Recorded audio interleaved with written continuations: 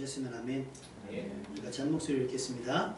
사도와 장로들이 이 일을 의논하러 모여 많은 변론이 있은 후에 베드로가 일어나 말하되, 형제들아, 너희도 알거니와 하나님이 이방인들로 내 입에서 복음의 말씀을 들어 믿게 하시려고 오래전부터 너희 가운데서 나를 택하시고 또 마음을 아시는 하나님이 우리에게와 같이 그들에게도 성령을 주어 증언하시고 믿음으로 그들의 마음을 깨끗이 하사 그들이나 우리나 차별하지 아니하셨느니라.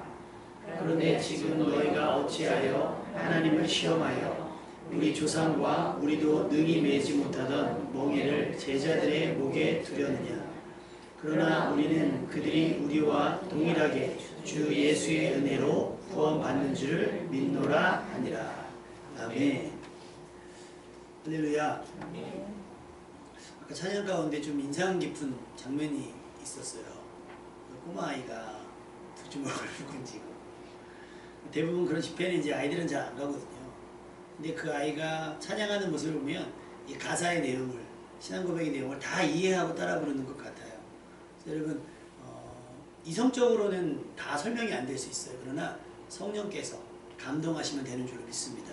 그러니까 이곳에 아이들이 끼어 예배 드린다 할지라도, 또 아이들이 산만하고 막 부산스럽게 왔다 갔다 한다 할지라도, 말씀을 삼은 여러분에게 하나님께서 레마의 말씀, 깨닫게 하시는 말씀이 있게 하실 줄로 믿습니다.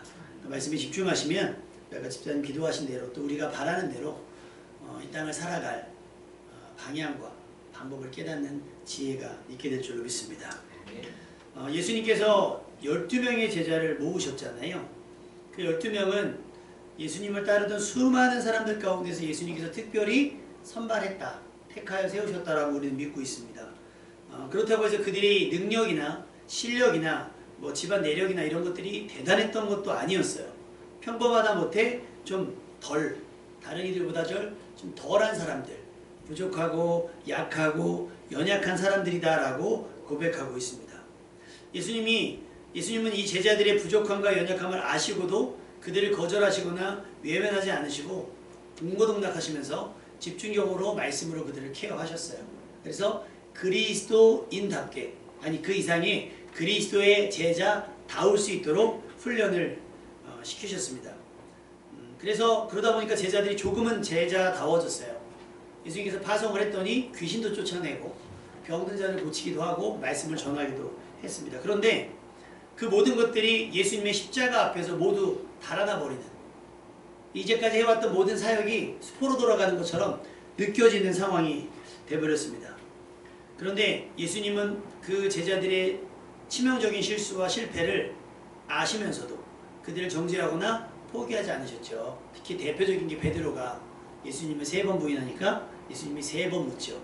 너는 나를 사랑하느냐라고 3번 물으면서 그의 회복을, 또 그의 마음을 만져주셨습니다.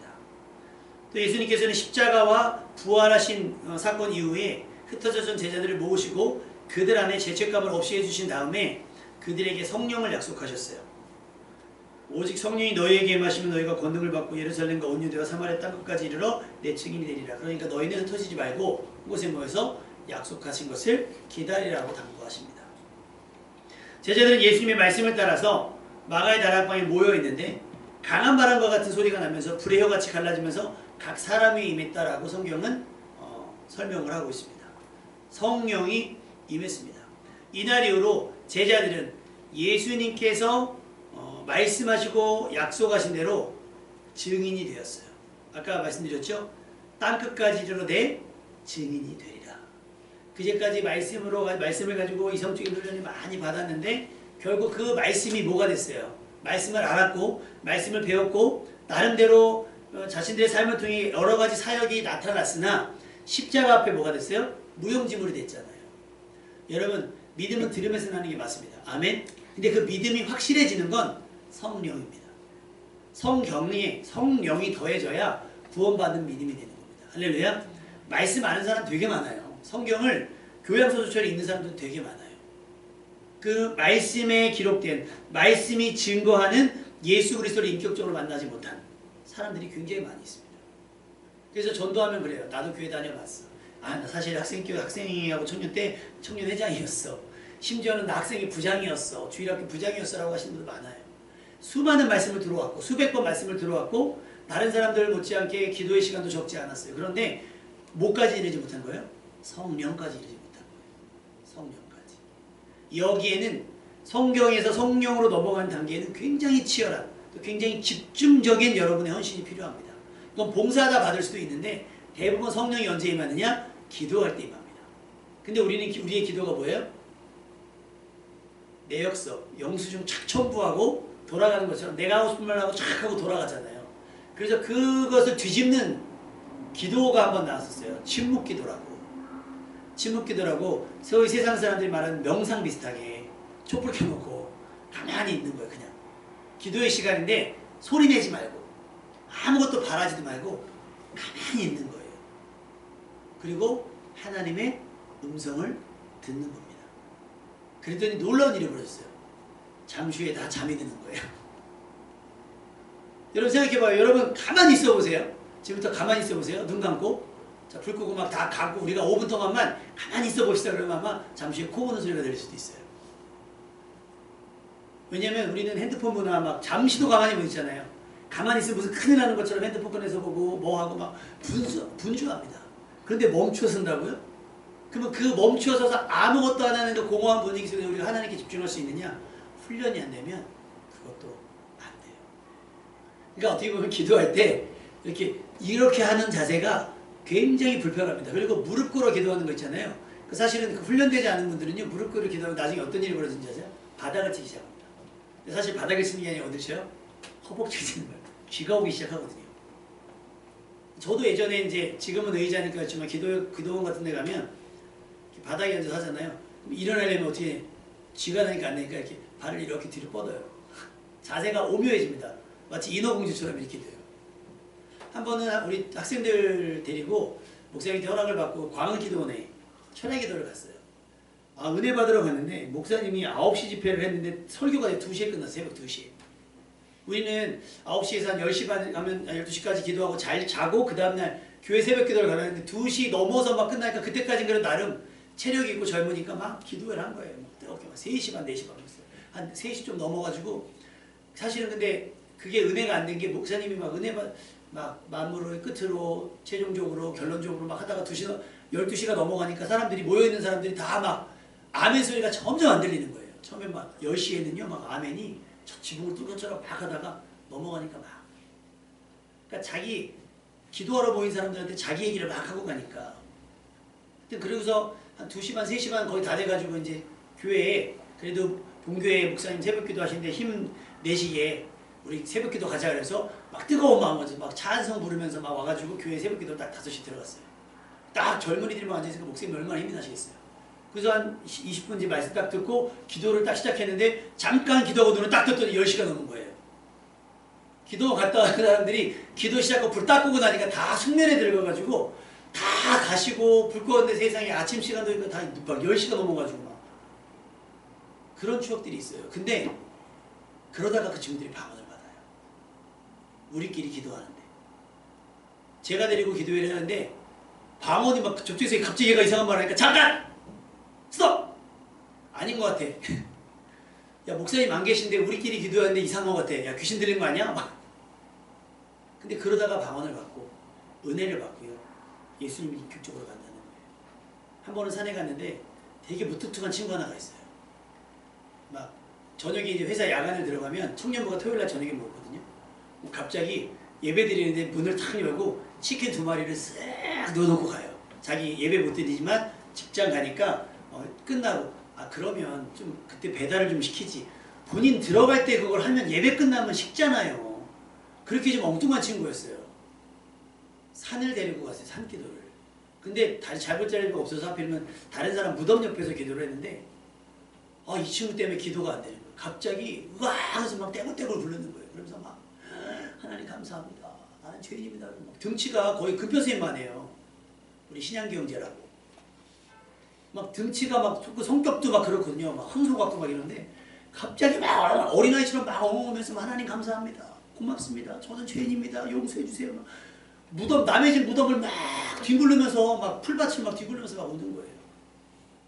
그 친구가 거기서 하나님 인격적으로 만났어요. 할렐루야. 그러니까 이게 가만히 고상하게 이렇게 되면 안 돼요. 우리 젊은 분들은 모르죠. 누가 이 사람을 모르시죠? 그 이상가족 찾기. 전쟁 때문에 흩어졌는데 찾을 수가 없는데 KBS에서 특별방송으로 했다가 기네스북에 오른 방송이에요. 그 KBS 본관 앞에요. KBS 홀 앞에 이거 저 종이에다가 뭐 얼굴에 점이 있어요. 뭐가 있어요. 아빠 이름은 뭐예요. 제 이름은 뭐예요. 써가지고 카메라가 한번 비춰주려고 막 이래요. 그러면 누가 누군지 모르는데 굉장히 많은 사람이 가족을 찾은 거예요. 그럼 전화 연결해 주거든요. 전화 연결해 줄 때 확인을 몇 가지 해요. 어디 살았니? 그 집의 지붕 색깔은 뭐였어? 그리고 뭐 했어? 그리고 확인이 되면 전 국민이 보고 있는 방송 앞에서 막 대성통곡을 합니다. 여러분 기억나시죠? 그게 만남의 기쁨인 거예요. 만남의 감격. 이성? 없어요. 그러니까 성경은 이성이에요. 근데 이 성경에 기록된 예수 그리스도를 인격적으로 만나면 우리의 감정이 소위 우리 하연이가 표현하는 감성이 터지는 수밖에 없는 거예요. 그게 어떤 이는 눈물로 나오기도 하고 어떤 이는 웃음으로 나오기도 하고 어떤 사람은 뛰어다니기도 하고 어떤 사람은 춤을 추기도 합니다. 오수절 마가다락방 역사가 바로 이런 역사였던 거예요. 불이 임해 있다잖아요. 불이 임하면 어떻게 해요? 불에 대보신 분. 불에 대보신 분. 장난 아니죠. 제가 여기 어렸을 때 여기 물에 뛰어본 적이 있거든요. 와, 무사히 못해 저리 가라요. 동네 한밤중에 막 동네를 뛰어다니는 거예요. 뜨거우니까. 그러니까 동네 아저씨가 애가 막 오니까 나와가지고 바지 다 벗기고요. 여기 막 수포 잡히고 막 장난. 근데 불에 데워봐요. 그 불같이 뜨거운 무언가가 내 마음에 임한 거예요. 그러니까 여기 보면 각 사람 방언을 막 터지고 막 나가면서 이들이 흩어져서 마치 술 취한 사람처럼 복음을 전하기를 시작을 합니다.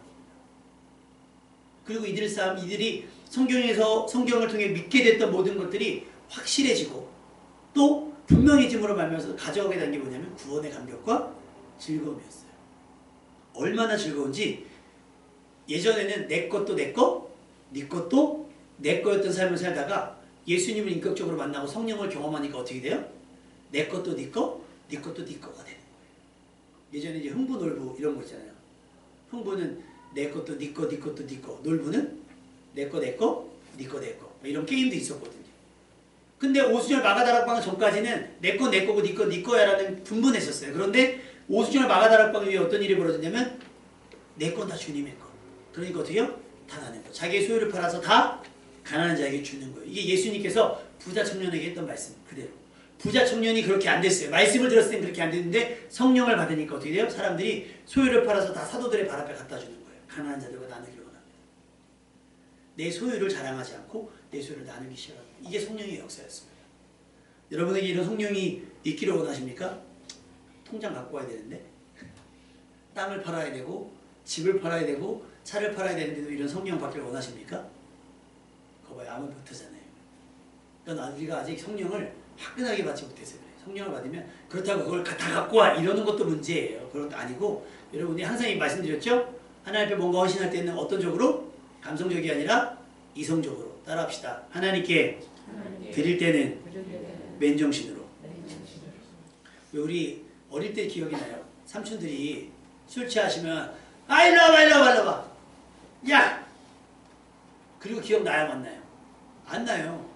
본인이 막 돈 주고도 기억이 한 개도 안 나요. 그런 거 말고 맨정신으로 정말 이뻐서 사랑스러워서 맨정신에 줄 수 있는 게 진짜 아니겠어요? 대화도 마찬가지예요. 어떻게 술 안 먹고 맨정신 술 안 먹고 진실한 얘기라니. 여러분 술 안 먹고 얘기하는 게 진실한 것 같아요? 술 먹고 얘기하는 게 진실한 것 같아요? 내가 얘기해놓고 잊어버리는 게 진실한 얘기예요? 내가 얘기한 거 다 기억하면서 고치는 게 진실한 얘기예요? 맨정신 얘기하는 게 진짜예요. 맨정신 얘기하는. 그러니까 성령 받으면 정신이 번쩍 뛰어요. 맨정신에 드린 거예요, 사도들은. 그러니까 자기들끼리 모여 살았습니다. 모여 살았어요. 그러다가 분명히 예수님께서 뭐라고 말씀하셨어요? 예루살렘과 온 유대와 사마리아 땅끝까지 이르러 내 증인이 됐으니까 너네가 흩어져서 좀 복음을 전해. 처음에는 사도행전 4장 20절에 보니까 성령 받고 은혜 받고 이들이 전했어요. 뭐라고 얘기했냐면 우리는 보고 들은 것을 말하지 아니할 수 없다. 그리고 강하고 담대하게 얘기하기 시작한 거예요. 근데 점점 어떻게 돼요? 자기들끼리만 모이는 거예요. 말통하는 사람들끼리 마치 바벨탑 사건이 말통하는 사람들끼리 모이는 것처럼 같은 은혜를 받은 사람들끼리만 모이는 거예요. 그러니까 어떻게 돼요? 구별이 돼요. 믿는 사람과 믿지 않는 사람들이 구별이 되는 거예요. 그러니까 이들이 흩어져야 되는데 점점 어떻게 해요? 모이기를 힘쓰는 거예요.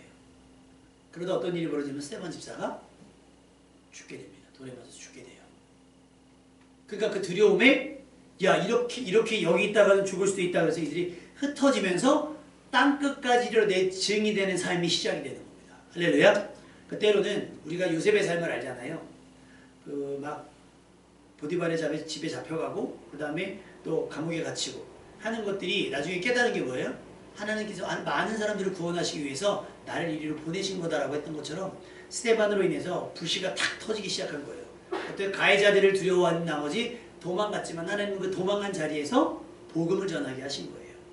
그러다가 본인들만 오순절 마가다락배 역사를 경험한 것 같은 줄 알았는데 바울을 통해서 바나바를 통해서 이방인들에게 복음이 전해지기 시작한 거예요. 그러니까 유대인들 아닌 유대인 외의 사람들, 소위 말해서 이방인들에게 복음을 전했더니 희한하게도 그들이 복음을 받아들여요.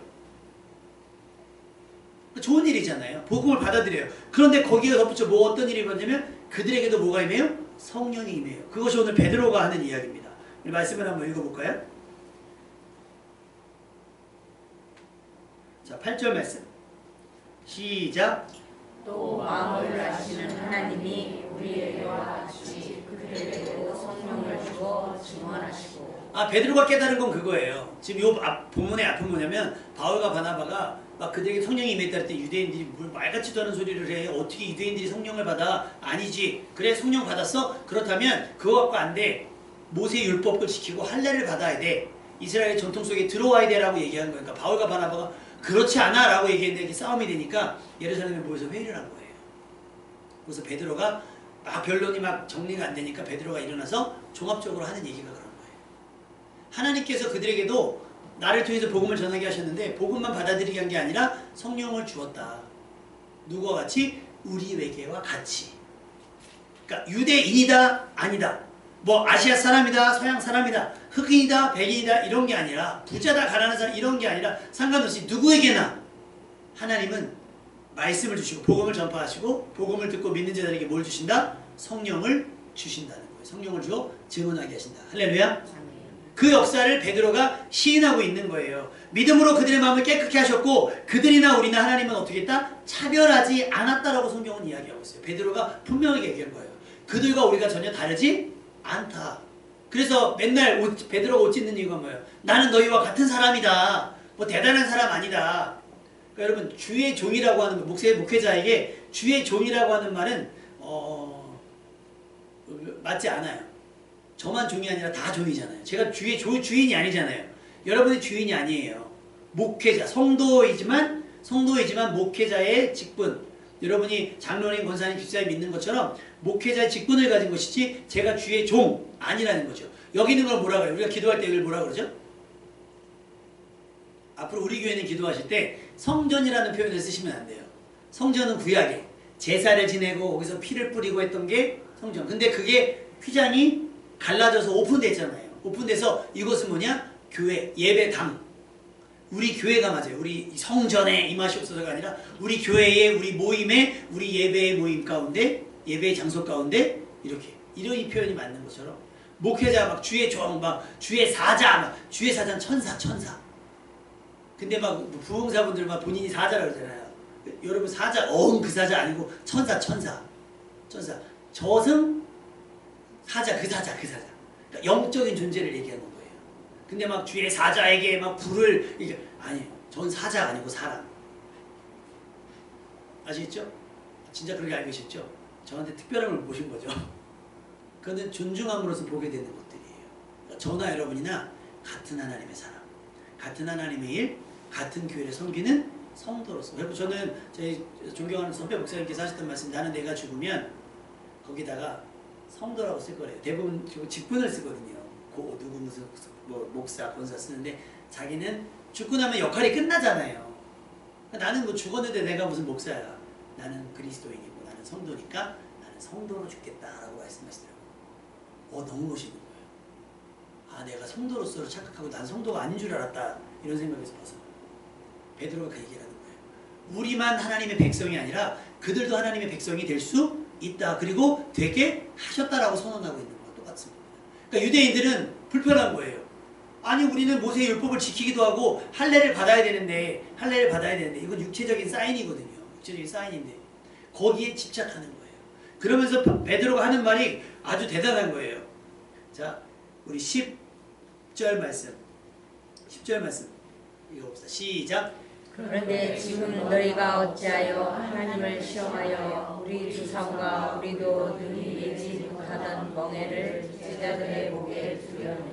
그들이 주장하던 모세의 율법과 할례와 같은 전통적인 어떤 행위들, 종교적 행위들이 조상들뿐만 아니라 지금의 우리도 감당하지 못하고 우리도 그것을 어떻게 하지 못하는데 눈이 매지 못하는데 그 멍에를 너는 벗어놓고 저들에게 지우려고 하느냐라는 말이에요. 참 이게 우리들의 모습일 수 있는 거예요. 우리 젊은이들이 싫어하는 말이 라떼는 말이야. 나 때는 이랬어. 내가 신입사원 때는 이랬어. 저는 묻고 싶어요. 그래서 그때 좋았어요, 기분이? 아니잖아요. 근데 자기들이 그때 불쾌하고 힘들었던 걸 지금 누구에게 요구하는 거예요? 지금 그 자리에 있는 자기가 힘들었을 때 있던 그 사람들에게 똑같이 나 때는 그랬으니까 너도 그래야 돼. 그러니까 나도 당했으니까 너도 당연하는 거죠.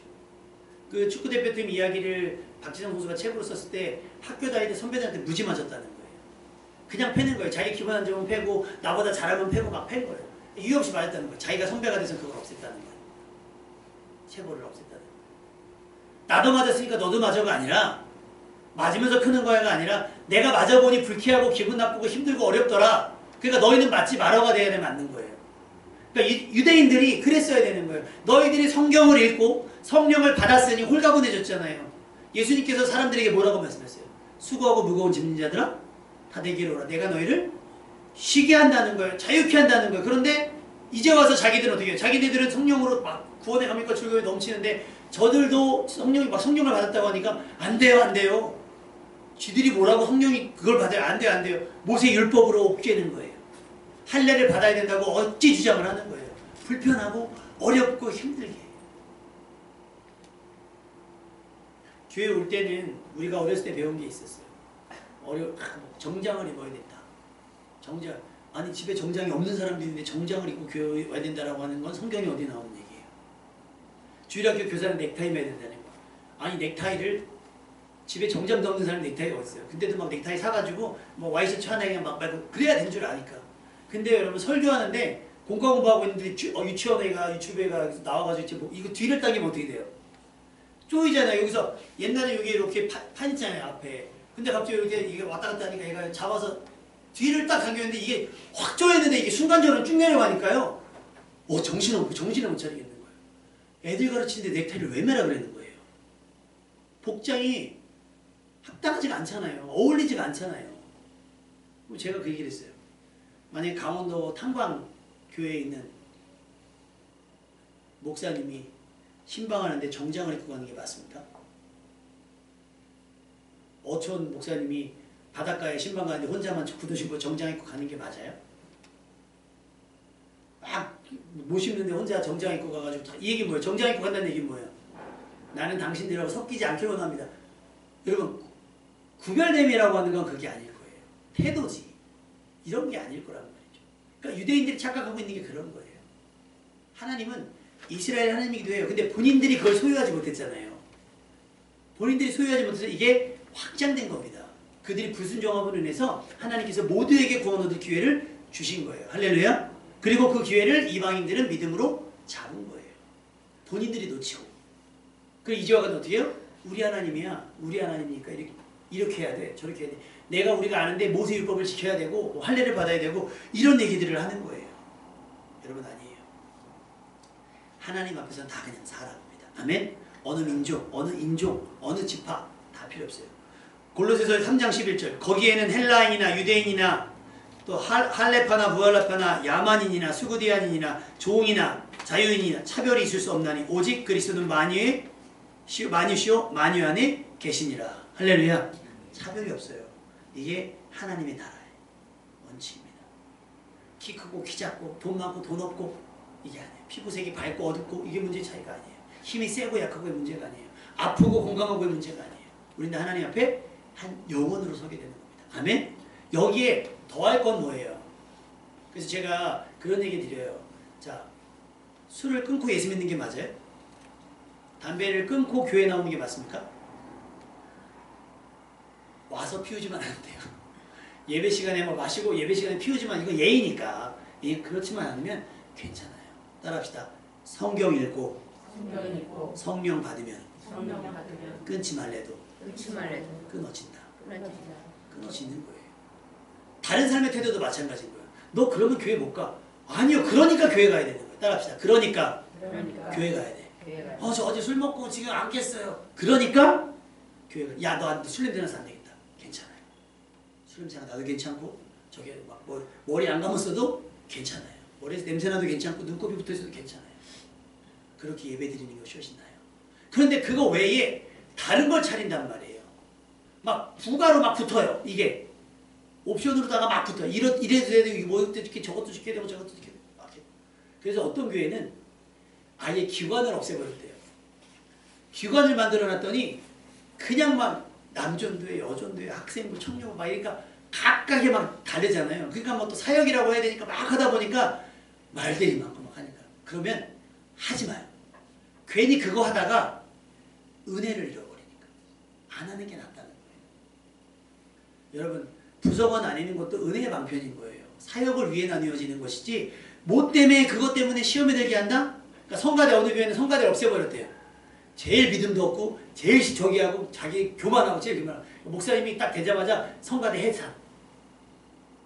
막 까우니까 앞에서 막 찬양하고 오늘도 잘했어. 이랬던 사람들이 야 보니까 니네 기도 제일 안 하고 뭐 저기 하고 괜히 해산. 이렇게 돼버리는 거예요. 불필요한 거예요. 여러분 거추장스러운 것들을 다 내려놓으시기를 주님의 이름으로 축원합니다. 수고하고 뭐지? 예수 믿는 것, 성경 읽고 성경 말씀을 듣고 기도하고 예배 드리는 것 외에 밤이 되는 건 다 안 하셔도 돼요. 괜찮아요. 안 하셔도 돼요. 그것 때문에 교회 오는 게 불편하고 그것 때문에 뭐라면 그게 없는 게 낫지 않겠어요? 유대인들처럼 모세의 율법을 강조하면서 저 이방인들이 섞이는 걸 싫어하고 전에 한번 말씀드렸던 것 같아요. 예화로 많이 쓰는 얘기인데 뉴욕에 있는 백인교회 흑인이 출장을 간 거예요. 뉴욕 지역에. 예배를 드려야 되는데 본교회는 못 가니까 바깥에 교회가 있어. 교회 간판에서 막 뛰어가서 문을 열었더니 문지기가 못 들어간다는 거예요.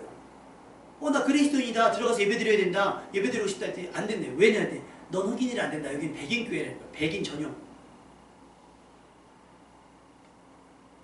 그러니까 이 사람이 낙심이 된 거예요. 아니 예배를 거절당해?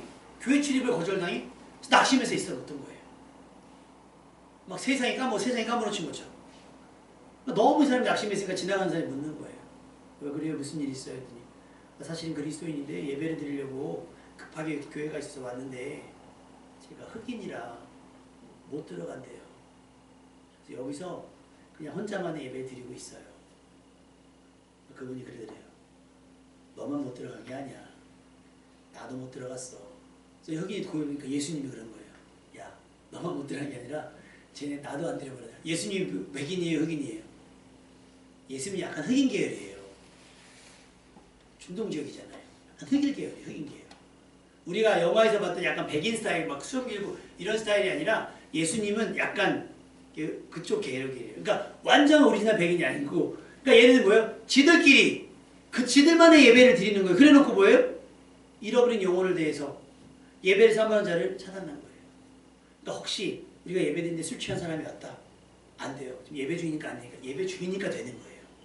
원래 예배 중이니까 되는 거예요. 그러니까 술 주정을 하더라도 맨정신이면 안 왔겠죠. 술 먹었으니까 왔으니까 오히려 우리에겐 그런 뭐랄까요? 배려, 그런 자비가 여러분 가운데 있어야 될 줄로 믿습니다. 너무 가위질하지 마세요. 다 FM으로 이 교회 다니는 사람은 이래야 돼 하지 마시고 교회 다니는 사람도 이럴 수 있어 저럴 수 있어. 뭐만 저기면 그리스도를 주라 시인하는 믿음만 있으면. 로마서 10장 9절 내가 만일 내 입으로 예수를 주로 시인하면 또 하나님께서 그를 죽은 자 가운데 살리신 것을 내 마음에 믿으면 구원을 받으리라. 할렐루야. 그러니까 너무 구원받는 걸 어렵게 하시면 안 돼요. 그러니까 교회들마다 막 제자훈련을 만들어 놨잖아요. 이게 우리나라 그 학교 시스템이에요. 막 훈련을 시켜야 된다는 거. 막 훈련. 맞아요. 군인들은 훈련을 해야죠. 근데 전교인을 막 싸우려다 군인 만든 것처럼 하는 게 아니라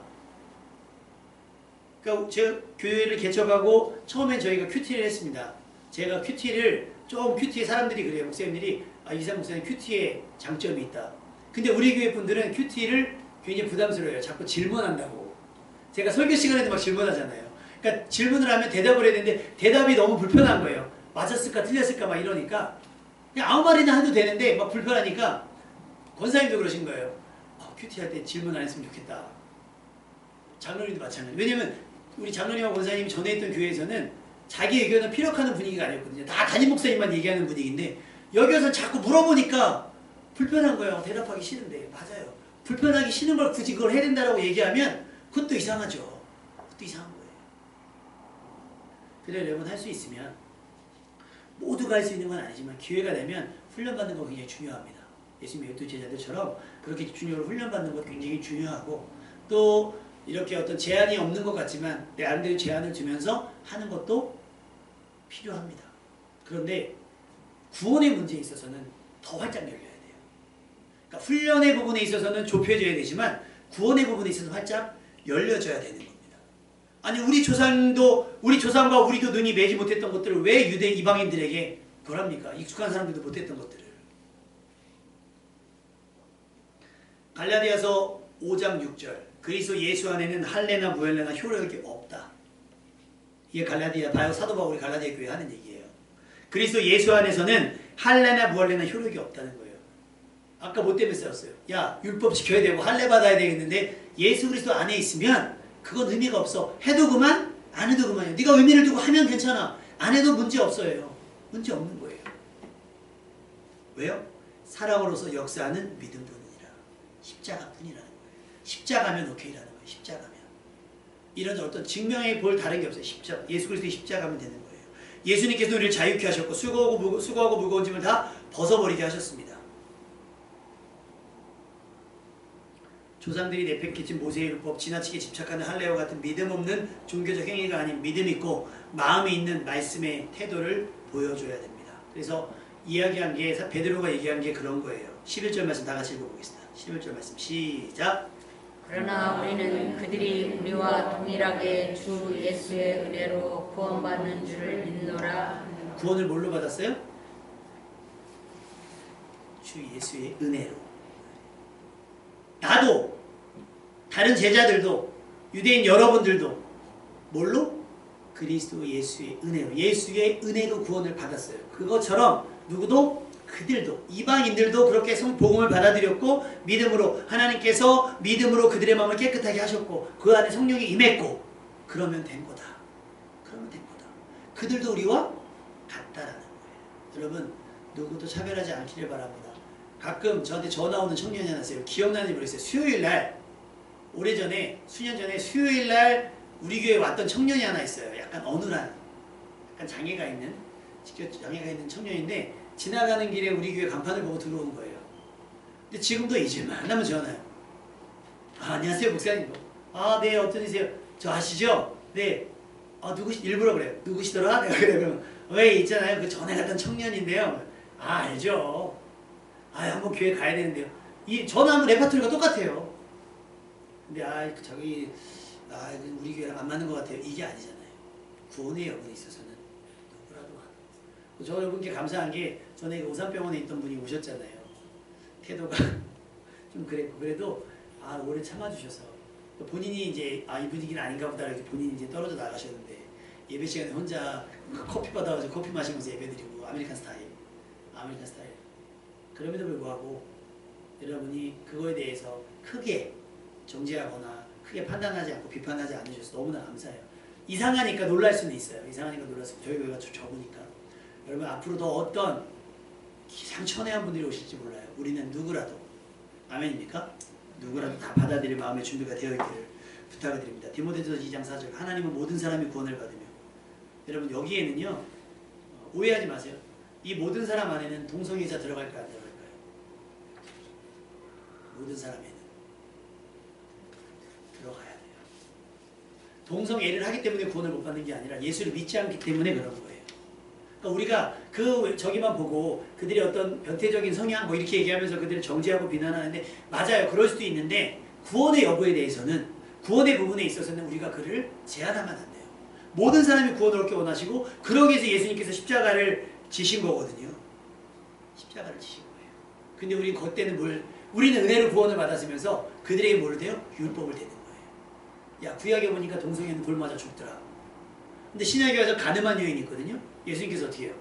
너희 중에 죄 없는 자가 돌로 치라 그랬어요. 그러니까 너무 앞장서는 것도 문제예요. 그러나 내가 그 부분을 분명하게 성향을 밝히는 건 중요합니다. 아, 그래, 뭐 네가 어떻게 하는 건 상관이 없는데 나는 그런 성향 아니야. 왜 그럴 수 있잖아요. 나는 이성을 좋아하는데 그 사람이 나를 좋아해. 근데 나는 너 싫어라고 얘기하면 너 성적으로 그렇게 편향적인 사람이야 라고 할 수 있어요. 이거는 뭐예요? 그 사람들이 우기는 거죠. 그 사람들이 잘못된 거예요. 그렇게 하면 안 돼요.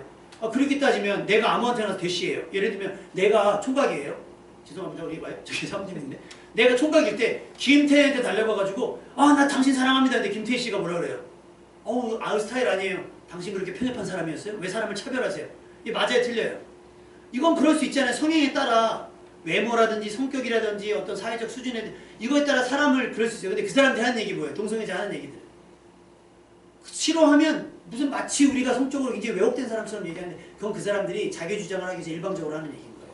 페미니즘도 마찬가지고요. 그 사람들에게도 구원의 기회는 있을 겁니다. 그리고 예수를 믿고 말씀을 통해서 성령을 받으면 고쳐질 수도 있어요. 할렐루야. 그걸 기대해야지 우리가 말로 때려잡아서 그를 고치는 건 아니에요. 율법으로 때려잡는 건 아니에요. 모든 사람이 그런 거예요. 그러면서 예수님께서 하셨던 말씀이 야, 그렇다고 율법이 소용없거나 율법이 그렇다는 거 아니야. 내가 율법을 폐하러 온 게 아니야. 율법을 완성하러 왔다라고 밝히고 있어요. 로마서 13장 10절. 그러면서 하신 얘기가 그러므로 사랑은 율법의 완성이니라. 할렐루야. 그런 거예요. 그러니까 베드로가 하고자 하는 얘기는 뭐예요? 야, 율법 우리도 힘들었잖아. 덮어. 그들 무겁게 하지 말고 힘들게 하지 마. 사랑으로 돕자라고 하는 얘기를 하고 있는 겁니다. 디도서 2장 11절 12절 모든 사람에게 하나님의 구원의 은혜가 나타났습니다. 그 은총은 우리를 교육하며 불경건함과 속된 정욕을 버리고 지금 이 세상에서 신중하고 의롭고 경건하게 살게 합니다. 할렐루야. 이것이 어떻게 보면 베드로가 생각하는 은혜 받은 뒤, 성령 받은 뒤에 다시 말씀으로 훈련되어져서 나타나는 삶이어야 된다는 거예요. 근데 우리는 뭐예요? 이게 전제가 돼야 된다. 예수 믿으면 이래야 돼. 아직 성령을 받지도 않았는데. 그러니까 여러분, 우리들이 아직은 어리숙함, 우리들이 아직 그 비성숙함은 조금 기다려주시면 돼요. 그가 성경을 읽고 또 믿는 만큼 또 성령을 경험하고 나면 디도서 2장 11절 12절에 말하는 불경건함과 속된 정욕을 버리고 이 세상에서 신중하고 의롭고 경건하게 살게 될 줄로 믿습니다. 이건 되어져 가는 것이지 그걸 흉내내서 내는 것은 아닙니다. 그렇게 우리는 복음으로 자유해지고요. 또 예수 그리스도의 은혜와 사랑으로 어떻게 해요?